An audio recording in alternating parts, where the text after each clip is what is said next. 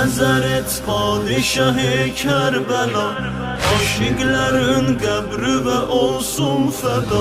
Hüseyn məzarun nə basəfadir, dərdimə dərman Kərbəladır.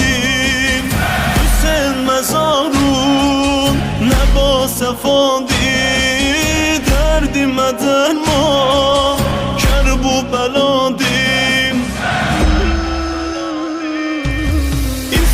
Gələk orada Hüseyn vay deyək, sinə vuraq şur ilə ey vay deyək. İstə gələk orada Hüseyn vay deyək, sinə vuraq şur ilə ey vay deyək. Əsğər-i Şəhzadiyə lay lay deyək. Hüseyn məzarun nə basəfadir, dərdimə dərman Kərbəladır. Vəfa mən sənə pərvaniyəm, şəmi vəfa mən sənə pərvaniyəm. Mən aşinayəm, nə ki biganiyəm, çox ağlıram deyirlər divaniyəm, çox ağlıram deyirlər divaniyəm. Gəldim Hüseyn vay deyəm, Əsğərə lay lay deyəm.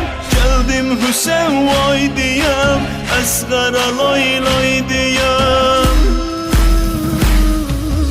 Ey səsimə səs verənim aç gözün, ey səsimə səs verənim aç gözün. Yusifi bipirənim aç gözün, şəhidim ey bikəvənim aç gözün. Mən sənə mehman həm zəvvarınəm, diye Belfəzdün ələmdarınəm. Gəldim Hüseyn vay deyəm, Əsğərə lay lay deyəm. Gəldim Hüseyn vay deyəm, Əsğərə lay lay deyəm. Mən başıma qarə salan Zeynəbəm, mən başıma qarə salan Zeynəbəm. Köynəyün əllərdən alan Zeynəbəm, köynəyün əllərdən alan Zeynəbəm. Kərbəladə qocalan Zeynəbəm, həm qocalıb həm ucalan Zeynəbəm. Ölüb Belfəzdün ələmdə